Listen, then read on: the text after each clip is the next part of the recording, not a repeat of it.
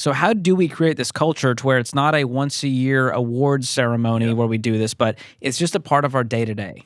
What are some keys to creating that? The once a year is actually important too. So I don't want you to hear me say that that's not an important thing. The doing it day to day, it has to start from the leader. The leader has to be authentic. It has to be something that we really believe in is going to be the fuel for our organization. So that's really important. So as you start to recognize this and start to do things, it will change the attitude of people around you. So if you're a leader who leads leaders and you set that example, people will follow that. They will start mimicking you. That's just the natural law of human nature.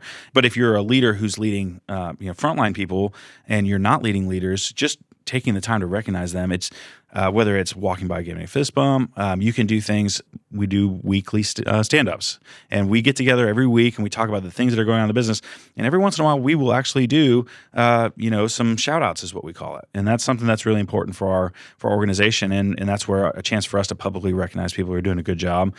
We do quarterly things, so if it's not annual, you can do it quarterly. You can do it after big events. We just left Summit, and Summit is a huge event for our business unit. It's something that we get a lot of energy from, something that a lot of work goes into.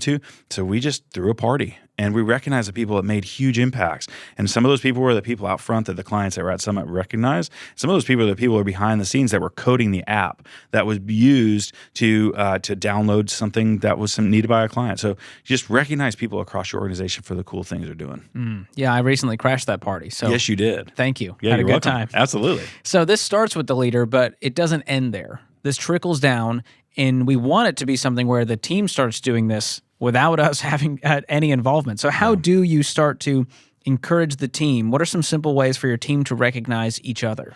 Yeah, it's really interesting when the leader does it, people will follow and they'll do it to each other. They'll start shouting each other out. So in our stand up, which we have once a week, we do have a time for shout outs. And a lot of times it's a leader shouting out someone else, but we'll have team members that'll raise their hand and say, "Hey, I want to shout out George." And they're peers. They're not, it's not leader to worker. It is peer. And they'll say, "I was working on this. I was stumped. George came in, swooped in, fixed, helped, did whatever." And as soon as you hear that the first time, it's like, oh, it's open season. They love to shout each other out. It's really cool to watch. And that's where the more powerful things that I get to learn as a leader is when I see that, marketing is collaborating with product, or our coaching team is really working with our operations team. And it's a lot of fun to watch and see the ways that other people are interacting with each other. Yeah, we've talked a lot on this podcast about, with Marcus Buckingham's talking about employees and team members feeling seen and known and loved, not in a weird way, but in the sense of, do you see me? Do you see the value that I'm adding every day? Yeah. And even regardless of my effort and results, do you value me as a person? And so when you start paying attention to your team, that's what creates employee engagement. That's what gets people to stay for a long period of time.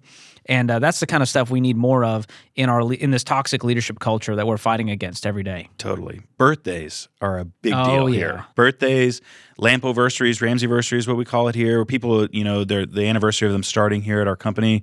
Those are big. That's a big deal here. And we as leaders celebrate the people who work on our team, but now we see our team members go out of the way. There's candy, there's cards, like handwritten notes. They're all the entire members of the team every member of the sales team will write an individual note to another member of the sales team when it's their birthday, and they walk in and there's 15 handwritten cards. Their desk which is just covered. Doesn't cost anything, and then there's maybe a 6-pack of Coke or Dr. Pepper. Their favorite drink. Yes, we got a guy that loves Dr. Pepper, and he shows up on his birthday, and there's like mounds of Dr. Pepper all over his desk. And just makes him feel special because he's a person that God loves, and then we just celebrate those people. So we celebrate milestones like birthdays. We call it a Ramsey-versary, and sometimes we do that company-wide. If you've been here 10 years, there's some speeches made in front of the entire company, and man, that's a really cool thing. But aside from the milestones, it's the little stuff too. It's the fist bump for doing that random little thing on a Thursday. Yes. And so it's super important to know that all of that starts with intentionality. Mm-hmm. And so what I want from you as we wrap here is a recent example of a way you've recognized someone on your team. What did that look like? Yeah, we have a guy on the Entre team who's been with Ramsey for a long time, and he's a well-loved member of the team, and he is a very big supporter and lover of professional wrestling. Not the wrestling that you see in college, the fake choreographed wrestling, which is very athletic, but is obviously predetermined who's going to win. And so he had a big milestone that was coming up, and his direct leader, somebody that works on our team, said, "Hey, it'd be really fun to get some people together and make some videos about him." So we went in and we used an iPhone. It was super scrappy. We didn't buy anything, and we just had people dress up like professional wrestlers, and we did those mock interviews. The cheesy ones that sometimes you can go on YouTube and look at them, but the mock interviews before they get in the ring. Yeah, before they get in the ring, it's like the guy's holding a microphone up and saying, "Hey, what are you about to go do to this guy?" Or kind of the hype, the hype video.